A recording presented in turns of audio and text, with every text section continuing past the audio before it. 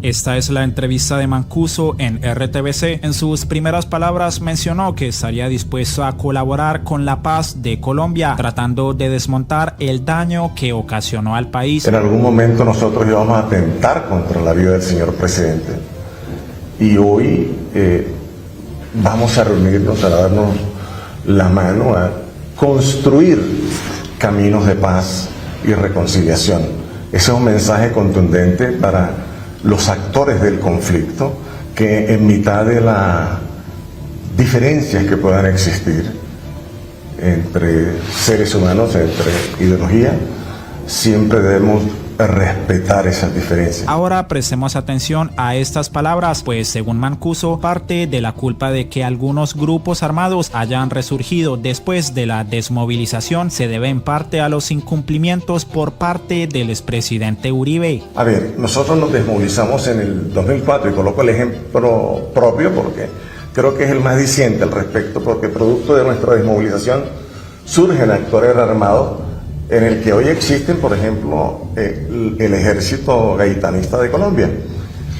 Estos muchachos se rearman producto de varias situaciones.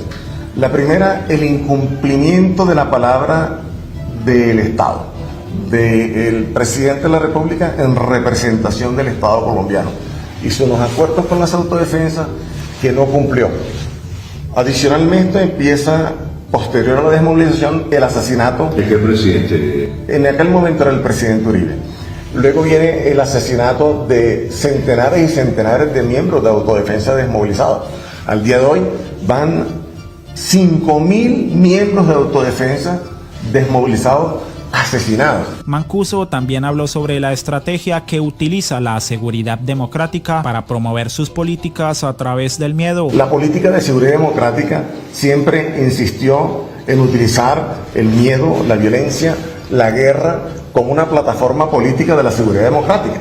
Si no existían grupos armados, si no existía violencia, si no existía guerra, pues su discurso político se acababa. Entonces, el discurso de ellos y la manera de actuar fue que mientras más exista violencia nosotros nos podemos legitimar. Pero cuando se proponen y se hacen propuestas... ¿Quiere decir usted que al gobierno Uribe le favorecía el hecho de no ser arralito y de que siguiera persistiendo inseguridad, violencia? Por supuesto que le favorecía porque hacía parte de su política de seguridad democrática. ¿Y qué muestra en la política de seguridad democrática? Que necesitan un salvador, un gobierno de mano fuerte y firme que sea capaz de enfrentar esa violencia. Si esa violencia se termina, entonces ¿cuál es el discurso político de esa seguridad o de esa política de seguridad democrática? No existe. Pero no solo la estrategia de seguridad democrática ayudaba a perpetuarse en el poder a través del miedo, según Mancuso, sino que directamente esos grupos ayudaron a que algunos partidos llegaran al poder. El proyecto paramilitar, el que usted dirigió, promovió, puso presidentes en Colombia. Bueno,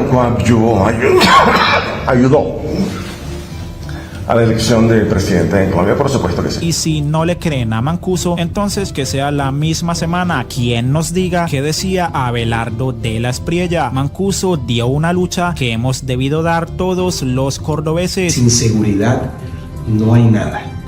Mientras no apliquemos la ley como corresponde, el país va rumbo al desastre. Y esto no es fortuito. Eso es lo que quiere el régimen, destruir el país. A los delincuentes, a los bandidos hay que darles plomo corrido. La ley 556 o la ley 762, que me gusta más, que es más efectiva. Y ojo, porque las graves acusaciones continúan, pues según las palabras del ex jefe, incluso se le pidió que participaran en un golpe de estado en Venezuela. Nos pidieron que participáramos en un golpe de estado y en el asesinato del presidente Chávez por esa época. ¿Eso fue cierto? Y esa es una verdad pendiente. Es una verdad pendiente, está dentro de las verdades contadas a la JEP. Es una de las verdades pendientes que habrá que contarle al país, al mundo, a Venezuela en algún momento. De hecho, miremos la entrevista de Rafael García, exdirector de informática del DAS, referente a ese golpe de Estado en Venezuela. Está claro que hubo un plan de conspiración contra el gobierno venezolano, del cual hizo parte el DAS y del cual hacía parte también el ministro Fernando Londoño. Ya, yo recuerdo que el ministro Fernando Londoño, que pues supongo que tenía amistades en Venezuela, alguna vez Jorge me habló de una familia Lapi del estado Yaracuy, algo así,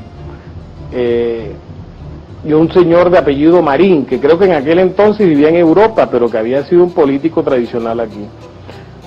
Londoño, ellos le colaboraban y en todo ese plan conspirativo. Ya, a su vez Jorge Noguera tenía un personaje que era de por allá del Táchira, un señor Iván Roa, creo que era ganadero, que según entendía yo a Jorge, había sido amigo, era cercano al presidente Álvaro Uribe, ese señor Iván Roa, también colaboraba mucho. Hubo toda una conspiración contra el gobierno venezolano, ya, del cual, hasta donde yo sé, participaron facciones del Bloque Norte y el DAS, y también era estimulada por el ministro Fernando Londoño. Ya. Por ejemplo, el exdirector del DAS en Cúcuta, tal como lo dijo el presidente Chávez, es cierto. Ya, mire, las cosas poco a poco se van descubriendo y se van dando a la verdad. Ese mismo día se supo por un artículo que apareció en la revista Semana, ese domingo, que el DAS toma exfuncionarios y los pone a trabajar de una manera encubierta. Lo dijo el artículo de Semana, no sé si lo vio. Eso fue lo que hizo Jorge Noguera con Jorge Díaz. Lo quitó como director del DAS y lo puso a trabajar de una manera encubierta en operaciones clandestinas aquí en Venezuela. Ya, inclusive se reunieron con militares venezolanos, Jorge Noguera y él.